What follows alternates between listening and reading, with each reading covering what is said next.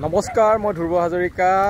উত্তৰ পূৰ্বাঞ্চলৰ সৰ্ববৃহৎ ধৰ্মীয় অনুষ্ঠান শ্ৰীমন্ত শংকৰদেৱ সংঘৰ তিতাবৰ জিলা আৰু আঞ্চলিক শাখাৰ ২ নং বৰমচিঙি প্ৰাথমিক শাখাই কৃষি কৰ্মৰ জৰিয়তে সুন্দৰ নিদৰ্শন দেখুৱাই আহিছে আৰু এইবাৰো তাৰ ব্যতিক্ৰম নাই হোৱা। এইবাৰ আজি আমাৰ ২ নং বৰমচিঙি প্ৰাথমিক শাখাৰ আইসকল আৰু বাপসকলে কঠীয়া তোলা আৰম্ভ কৰিছে অহাকালিলৈ আমাৰ নভৈ। গতিকে আজি যি কঠীয়া তোলা পৰ্ব আৰু কঠীয়া কঢ়িওৱা আপোনালোকক দৃশ্যাংশ দেখুৱাবৰ কাৰণে চেষ্টা কৰিছোঁ।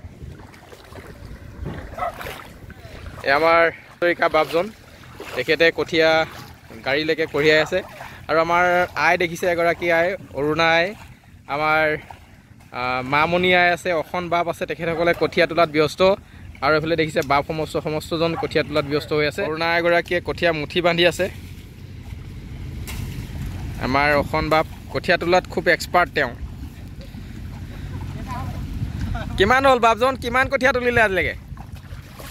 হে 20টা হৈ গৈছে ন? যোৱা কালিৰ পৰা আমাৰ কঠীয়া তোলা হৈছে। আমাৰ এইখন হৈছে আমাৰ 20 তলি। প্ৰাথমিক শাখাৰ কৃষি পৰিচালনা সমিতিৰ এগৰাকী সদস্য আছে আমাৰ শ্ৰদ্ধাৰ প্ৰবীণ হাজৰিকা বাপজন। বাপজন অহাকালিলৈ আমাৰ কেইগৰাকী আয়ে আমাৰ নভৈত অংশগ্ৰহণ কৰিব? 32 গৰাকী আয়ে অংশগ্ৰহণ কৰিব আৰু অহাকালি আমাৰ হৈ যাব নে আৰু দুদিন লাগিব? দুদিন লাগিব। আমাৰ সৰ্বমুঠ মাটি কিমান আছে? তিনিপুৰা 12 বিঘা। 12 বিঘাত মাটিত আমাৰ কালিলৈ দিনটোত নহ'ব আৰু এদিন লাগিব। ৰবীন বাপ আৰু প্ৰবীণ বাপ দুইজন বাপে আমাৰ কঠীয়া কঢ়িয়াত লাগি আছে। এয়া ঋতুদা কেনেকুৱা লাগিছে বা খেতিত? ভাল লাগিছে ন? আমাৰ ইয়াৰ গোটেই কঠীয়াৰ বীজখিনি আমাৰ ঋতুদা অনা দেই। ৰাইজে বেয়া হ'লে ঋতুদাকে ধৰিব।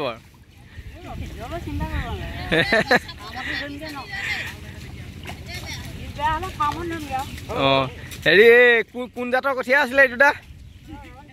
ৰঞ্জিত। চাহ বোৱানটো নহয় নহয়, একেবাৰে পিয়ৰটো। প্ৰডাকশ্যন ভাল হ'ব। অঁ ভাল হ'ব লাগে তেতিয়া। আমাৰ অলপ কষ্ট হৈছে। আমাৰ তাৰমানে কঠীয়া 20 তলিৰ পৰা আৰু আমাৰ যিখন মানে কৃষি পথাৰ আছে তালৈকে আমাৰ প্ৰায় 1 কিলোমিটাৰ দূৰত্ব।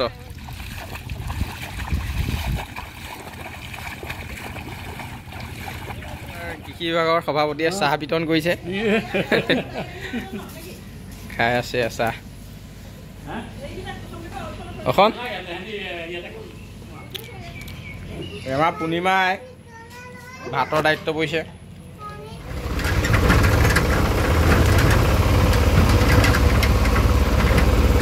আমাৰ পথাৰ আৰু এয়া আমাৰ সাৰ আজি আমাৰ যতীন বাপৰ ঘৰত ৰাখি দিয়া হৈছে। আমাৰ ৰাতিপুৱাই কাইলৈ সাৰ আমাৰ ছটিয়াব বা সমস্তই।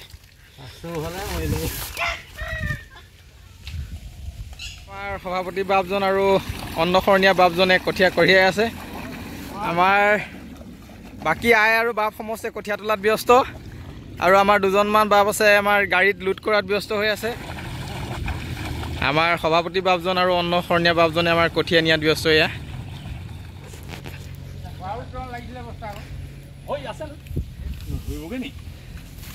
আমাৰ অহাকালিলৈ নভৈ এয়া পূৰ্ণ প্ৰস্তুতি চলি আছে আমাৰ।